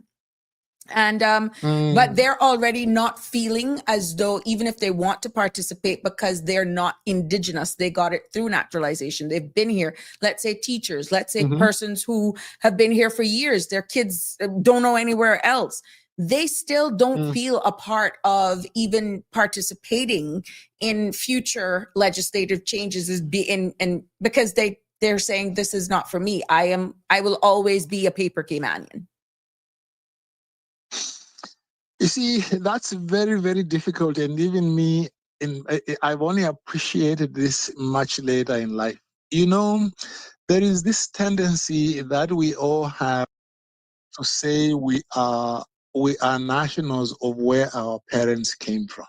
There is that's something like I mean, a Jamaican born in the Cayman Islands, of Jamaican parents, there's a degree to which they will always view themselves as Jamaican. Why? Because their parents are from Jamaica. But for those people who are born in Cayman, but they've got some generational links, or their father is a Caymanian, one or both, a grandparent, those will feel that they are Caymanian. But if your parents came to Cayman as immigrants and you are born in Cayman, there is always a way in which, to some degree, you will always be a Jamaican. That's the way it is. And that is the inclusive part. That is, even if they can contribute, they still have actually pigeonholed themselves, even though they have the right. Their voice matters. They're Caymanian. They've pigeonholed themselves because of the environment that has unfortunately been created. Yeah. And talk about the environment. I'm glad you bring that up about the environment. You see, Caymanians are going to continue to be more welcoming of people from outside if you can assure them of their turf. Okay? If a Caymanian can know that this is my turf, whenever a job is available, it is made available first to me. If I am qualified, I will take it. And if they feel that they are safe within that space, then you will find they will welcome people coming in, because they know that when the people come in, they are not coming to supplant them. They are not coming to take their job. They are coming to be partners. And you'll find that Caymanians are likely to be more receptive to that. The reason that has contributed so much to Caymanians sometimes feeling this objection to foreigners is because when the foreigners come, they are given preference. And as a result, they came But by who? Do you see they are given? But by who? Well, it's a mix. Good question. It's a mix. Sometimes by our very own generational. Exactly. And that's the problem. And at the end of the day, the Caymanian doesn't care who subordinates them to these foreign people who come in, whether it is their own person, their own citizens, or whether it is the foreigners. In fact, usually it is a partnership between certain powers in Caymanians as well as foreign people.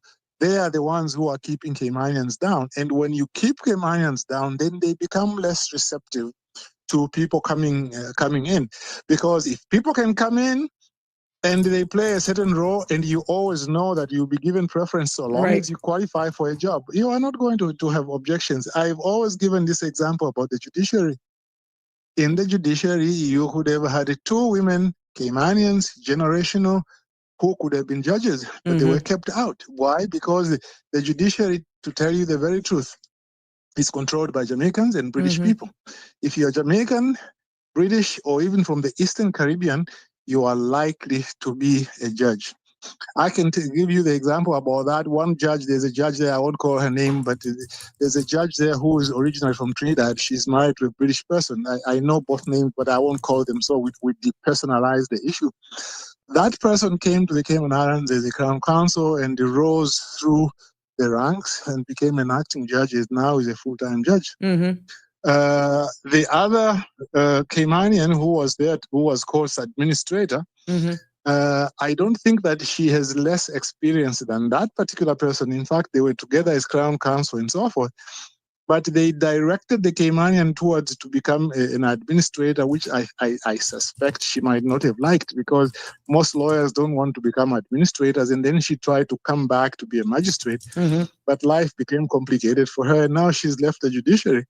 And do you think that that person is likely to be welcoming of people who come to Cayman and become judges, especially now that they have said judges are not subject to rollover? Correct, they're exempted. You see, that person, they're exempted because that person was in that system.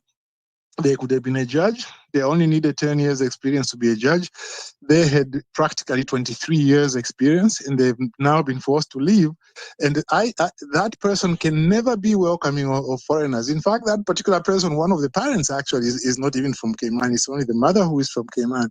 So to me, I think what Cayman needs to do, and they should interpret this petition as to be at least halfway, being not satisfied with what has been done so far, and also as a sign that they want, in the next tranche of changes, they want to get greater recognition. Because if they were happy with the recognition that they got now, and if they trusted that the government will give them even better recognition, I don't think they would have done the petition.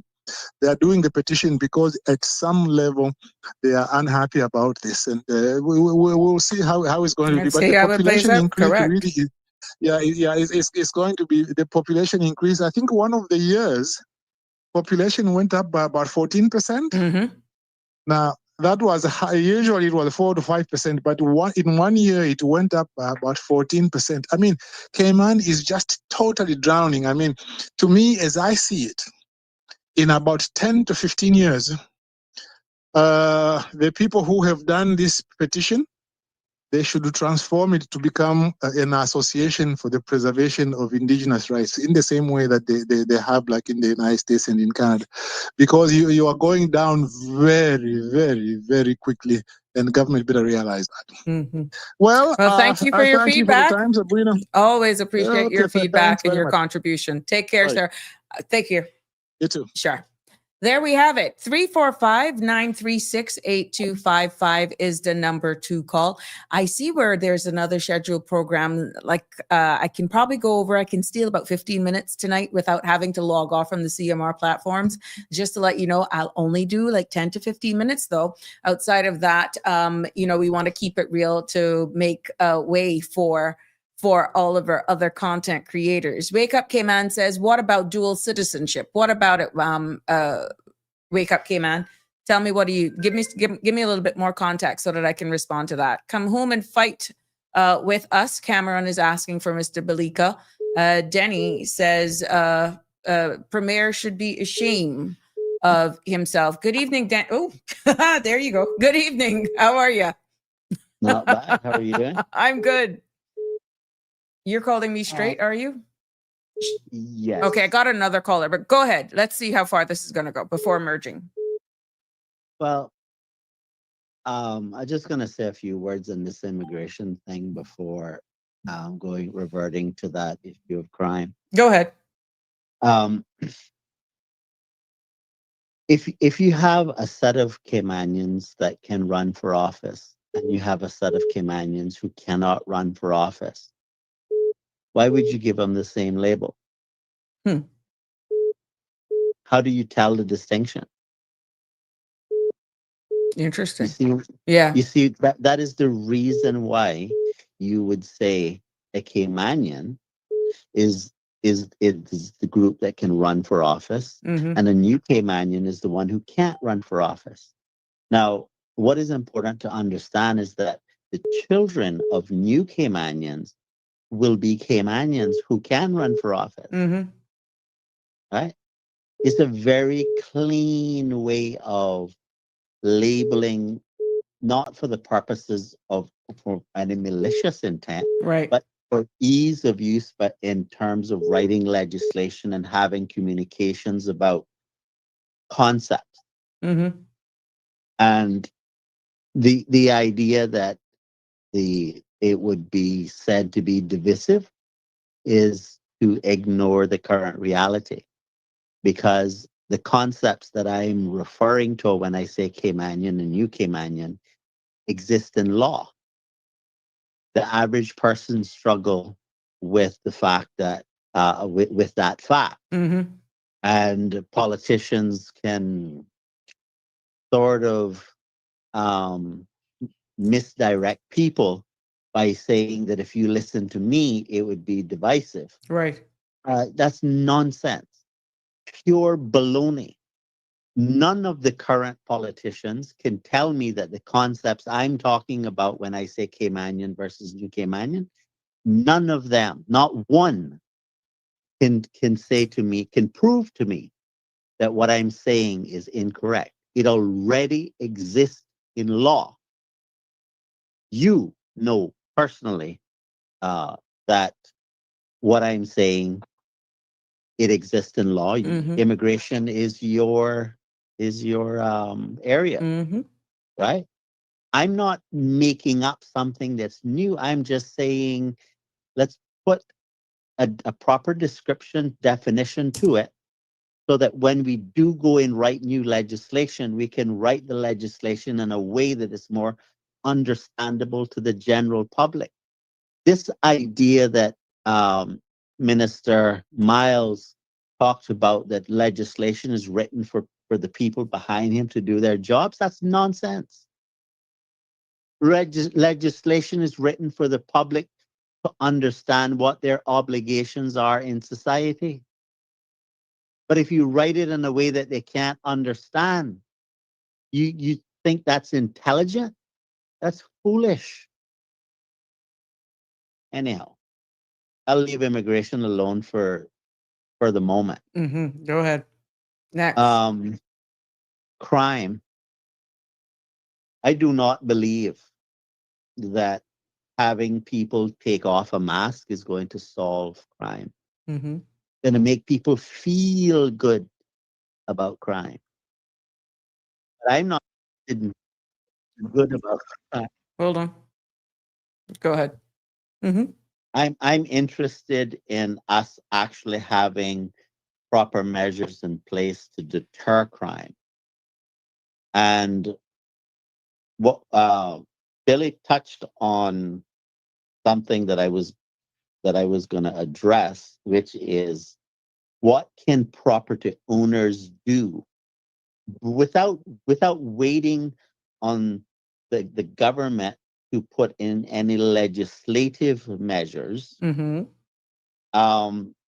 Each landowner, if you privately own land, whether it's commercial or residential, you can put up a sign saying that on your property, no face mask allowed. You can say that. The reason why you can say that, and it will not be a human rights issue, is because your human rights, remember I said that when I talked about what rights are, that you shouldn't think of them as something you can do, but something the government cannot do. Well, because the human rights that's in the Constitution order are what are called vertical rights. It means that your protection from being prohibited to do something is against the government. My protection I have no protection from you, Sabrina. If you put a sign in your yard saying that if I want to come on your property, I must take off the mask, then I would be trespassing on your property against your rules.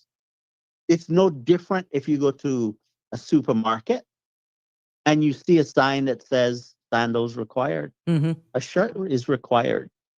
It's you're signing. You're not literally signing a contract, but the fact that you walk into the store knowing that the store's rules are you must be wearing at least sandals, you must be wearing at least a t-shirt. The fact that you walk in the store is evidence that you accept those rules. Correct. Otherwise, you should turn around and leave because they can throw you out. And the same is true for a mask.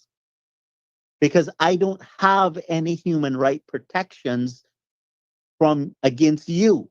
I only have those protections against the government. This is why the Commissioner of Police is saying what he's saying about how you handle this situation, because he's an agency of government. And the human rights protections are against the government. Not against fellow citizens. So if store owners put up a sign tonight that says that no mask allowed on this property. Yeah, this is ironic, because just a few years ago we were saying you can't come in. But I remember in banks and that sort of stuff, you had to just pull it down for a second just so that the camera would actually see you and then pull it back up quickly. So look at how, all of those things are still possible today. Hold by on one second. every Let me merge person. this. Hold on a second. I'm going to do a merger. There we go. Caller, you're on hold. It's merger. You hearing us? Hello. Hi Yes, there. I am. Denny is still on. Yeah. Gotcha.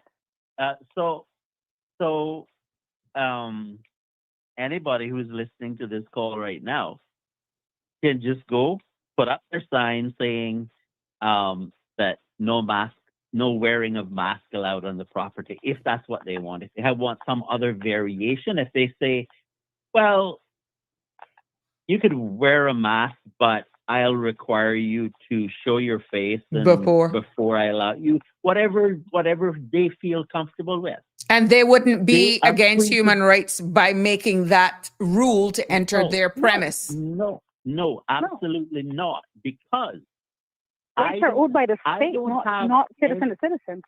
Right. I don't have any human rights protection against you, and you don't have any human rights protections against me. That is why you have primary legislation that says you can't murder someone. That's my defense against you. Mm-hmm. Right? Or you can't steal my property. That's my defense against you, but that's not a human right. That's a crime that you're prohibited from carrying out against me and me against you. But that's primary legislation. That's not human rights legislation. Mm-hmm. Right? So no, there won't be any human rights issues whatsoever if a business puts up a sign and says, no mask allowed on this property at any time. Right. Well, you see, I love the fact that you broke that down, because then people may actually have to do that now to protect themselves and to make their customers comfortable. Well, they should, because now it's a simple fix as well. Because now, if somebody comes on your property and do not want to follow the rules that you have every right posted, you can call the police, and the police now can come and do something. Gotcha. Mm-hmm. Oh, wow. Siobhan? I just wanted to chime in there if I could. And I like, Bennett, you always putting it down. You have church on Sabrina show. You and Mr. Billy. I'm telling you. Won't he do it? But again. I wonder if she has an amen button. It's for me to find maybe a hallelujah button or something. I got a hallelujah. I really appreciate how you broke that down and spelled that out, Benny. Forgive me, I'm a little out of breath of getting in my steps. But when I saw the motion, first of all, I watched the robbery, and initially I thought it was a commercial. Don't ask me why. And then I said, no, this must be AI. It was too cavalier for me. Let me say that first. Let me say there was no urgency in those robbers in their hand. There was no. It was urgency. as though they were shopping. I thought they were too. I honestly thought they were. There was a lady in the video drinking a whole glass of wine, totally unbothered. Mm-hmm. Homegirl was unbothered. But lest I digress. When I saw that the member for Georgetown Central, Mr. Kenneth Bryan, brought the motion to the House to ban face coverings, my first, I don't know, as a student who read law at a postgraduate level, I think I can speak to it. The first thing that we were taught was, when government is going to enact legislation, similar to what Dennis said, are you infringing upon anyone's rights? That was the first thing that came to mind. And in theory, like if you, I guess, in this case, it seems like a quick fix. We're going to ban face coverings and we never have no more robberies. Well, we know that's not true. We know that that's not true. They're robbing them on the beach. They're robbing them on the beach without face coverings in broad daylight. Mm-hmm. So we know that that's not it. But my dad always says, like Danny also said, we should be coming from a place of deterrence versus reactionary policing, in my opinion. Mm-hmm. And I had the pleasure of having two officers visit my home this weekend, and I said, the force just isn't the same. I said, you all take this very cutesy, cutie-patootie, laissez-faire approach to crime. Now it seems like, I mean, I'm about to start pelting cars in my neighborhood just for speeding because I have children who live here. And I have children who are younger than mine. And I'm saying, guys, this is not going to work. Some other car going to get mashed up because I'm about the car. That sounds very crazy, but what are my options, right? Leave that there for a second and head back to what Denny was saying. Rights are vertical. The government owes a right to a citizen. Horizontally, there's nothing. Citizens don't owe each other a right. There's legislation that prohibits you from doing stuff to other citizens. But again, the state has to bring that by way of criminal action, right? My concern was, and I know the sentiment of the Caymanian people, nobody needs to text me and tell me, you don't need to be concerned about them. I know how I want to feel. But I actually ran into a lady, Cody, at Health City in East End, who is of the Muslim faith, who had on full head covering. I'm not sure what it's called, so I'm not going to attempt to say it because I don't want to be disrespectful to them. But she had on the full face covering.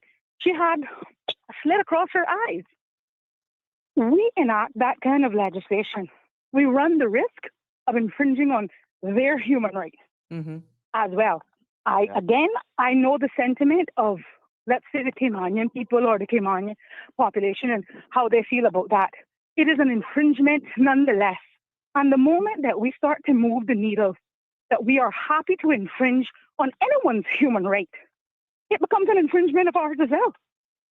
It becomes an infringement of ours as well, because you can say, well, I don't give a crap about the Muslims. Let them take off their head thing. If they want to wear it, tell them to go back where they came from. Well, some of those Muslims are actually not becoming Caymanian. Some of those Muslims, some Caymanians have actually converted to Islam, right? We're going to be infringing on their rights as well. For me, what I would like the commissioner to, I guess, enlighten us is, why aren't we coming from a place of deterrence rather just responding to these, kind of whiplash responses to these criminal offenses? I mean, was that a 2-day spate of robberies that we had? We had, I think, Western Union was robbed. And then pretty much across the road from Parliament. The police so close that they could spit on the Western Union. And so, again, where's the police presence? My dad used to say often, if you are take speeding cars, for instance. I grew up in the era on West Bay Road where I had to leave home at like 6:30 to get to school. Thank God that's not the case no more, but it can soon be. They better slow down. But if you put police cars, you knew that at 7:30 you could not turn down Governor's Harbour because there was going to be a police posted somewhere there, presence there, posted there, right? It served as a deterrent. Will we ever get to a place of 100% crime-free? No. But we can surely do a whole lot more and a whole lot better than we're doing by simply having police posted. Security guards without the ability to properly defend the premise is a joke. It's a farce. But caller, I stick a pin. With our projected population continuing to go, and we're confirmed that we're pretty much at 89,000 at this time. By the end of the year, we're going to be at 90. There we go. Where do you see the strategy, the resources then, in order to deal with this bloom? We don't have them. I'm not sure if the commissioner has said it publicly, but I have friends, very good friends, and they refuse to call it a police force anymore. They call it a police service, as if there's some appliance technician or something. It's forced. Officially, it's a service now. I know. But I'm just saying, that's why they've lost all of their bark and no bite, to be honest. But again, I said to him, I don't think that you guys appreciate how little respect that the public has for the police, which is very different than like when I was growing up, when I was a kid. Like if you saw a police, you sat up a little bit straighter. You may Give me have 1 your minute. seatbelt Give me on. stick a pin. Let me just remove myself from the CMR platform, and I will share the links so that you can continue to watch me. I want to thank you all for joining me this evening. I will make way. Please continue to follow me. This conversation will continue, but I have to remove myself from the CMR platform pages so that we can continue this discussion. Please, I've posted the link up there, so find me there.